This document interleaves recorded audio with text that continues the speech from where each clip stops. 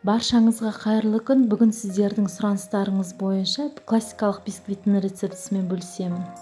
Бисквит ингредиенттерін сіз жасайтын бисквиттің көлеміне қарай ұлғайтуға болады. Мен 4 жұмыртқа қолдандым, сол үшін барлық ингредиенттерді 4 еселеп алдым. Яғни менде 4 жұмыртқа, 1 шымшым тұз, 120 грамм қант, 104 грамм ұн және 24 грамм крахмал. Мен жүгері крахмалын қолдандым. Егер болмаған жағдайда картоп крахмалын қолданса болады. Егер шоколадный бисквит жасайтын болсаңыз, 26 грамм ұнның орнына 16 грамм ұн және 10 грамм какао қолданасыздар. Мен секілді 4 жұмыртқадан жасайтын болсаңыз, осы құрамды 4 еселейсіз. Бұл бисквитке үй температурасындағы немесе холодильниктен шыққан суық жұмыртқаны қолдана берсе де болады. Ыдысымызға 4 жұмыртқаны жарып аламыз. Жұмыртқаға 1 шымшым тұз бен қанттың барлығын салып, миксермен араластырамыз. Миксермен өте жақсылап араластыруымыз қажет. Жоғары жылдамдықта шамамен 15 минут араластырамыз. Ақуыз әбден аппақ болып көпіруі қажет. Миксердің басын көтерген уақытымызда жұмыртқа баяу ағуы тиіс және оның ізі ұзаққа дейін кетпей тұрады. Жұмыртқаны араластыру уақыты, егер планетарный миксер қолданған болсаңыз, 6-7 минутты алады. Егер ручной миксер қолданған болсаңыз, онда шамамен 15 минутты алады.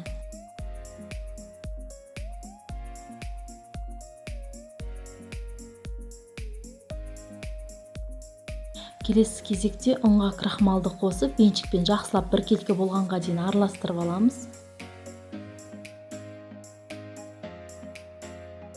Ұн мен крахмалды жұмыртқаға бірнеше бөлікке бөліп отырып саламыз. Бірінші бөлігін елеп отырып саламыз. Бір бөлігін салып алғаннан соң силиконовый лопаткамен астынан үстіне қарай айналдыра отырып араластырамыз. Негізінен классикалық бисквитте разрыхлитель қосылмайды. Бірақ бұл сіздің жасап жатқан алғашқы бисквитіңіз немесе өзіңізге сенімді болмай тұрсаңыз, бір шай қасық разрыхлительді ұн мен крахмалды араластырған уақытымызда қоссаңыз болады. Ұн мен крахмалды бірнеше бөлікке бөліп отырып, елеп отырып қосамыз. Ұн түйіршіктері қалмас үшін лопаткамен астынан үстіне қарай жақсылап араластырамыз. Силиконовый лопатканы негізінен бисквитіміз жақсы көтеру үшін қолданамыз, яғни жұмыртқамыз басылып қалмау үшін пайдаланамыз. Бисквит тестісін өте көп араластырудың қажеті жоқ, бірақ соның өзінде бисквит құрамында ұн түйіршіктері қалмауы керек. Негізінен осы видеода айтылған барлық кеңестерді қолдансаңыз, разрыхлитель қоспасаңыз да бисквитіңіз өте биік болып шығады.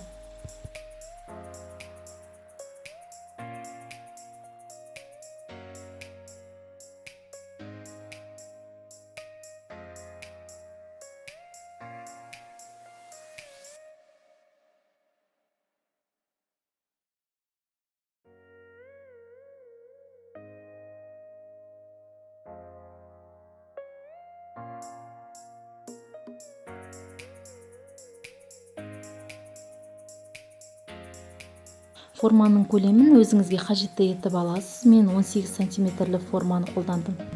Форманың астына фольганы орап, жақсылап бекітіп шығамыз. Егер сізде асты ашылатын форма болған жағдайда, астына пергамент қағазын төсеп, үстіне бисквитті құйсаңыз болады. Форманың астына жан-жағына май ештеңке жақпаймыз. Көбінесе форманың сырты жұқа болғандықтан бисквиттің ортасы көтеріліп кетеді. Бисквитіміз түзу болсын десеңіз, бисквит пісіретін формаңызды үлкенірек формаға салып, оның сыртын фольгамен орап қоямыз. Сонда бисквитіміз түзу әрі биік болып шығады. Дайын болған бисквит тестісін басылып қалмау үшін бірден қызып тұрған пешке салуымыз керек. Бисквит тестісін формаға салып, бетін ақырындап тегістеп жібереміз.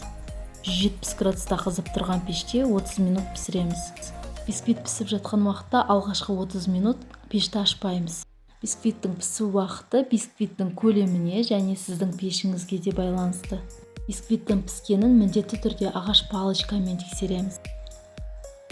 Егер бисквит пісірген бөлмеңіз суық болған жағдайда, бисквитті газдан піскен бойда бірден шығарсаңыз, бисквит басылып қалуы мүмкін.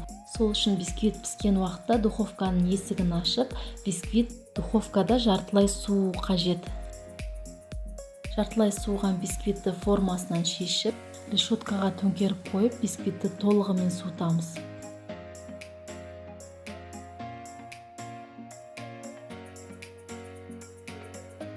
Бисквитті пищевая пленкаға орап бірнеше сағатқа немесе бір түнге холодильникке салып қойыңыздар. Бисквитті холодильникте 3-4 күн сақтаса болады, ал морозильникте 1 айдан 3 айға дейін сақтаса болады. Морозильниктен шығарған уақытымызда міндетті түрде холодильникте ерітеміз. Пищевая пленкада оралып тұрған бисквит холодильникте ылғалданады. Сондықтан корждарға бөлген уақытымызда үгітілмей жақсы бөлінеді.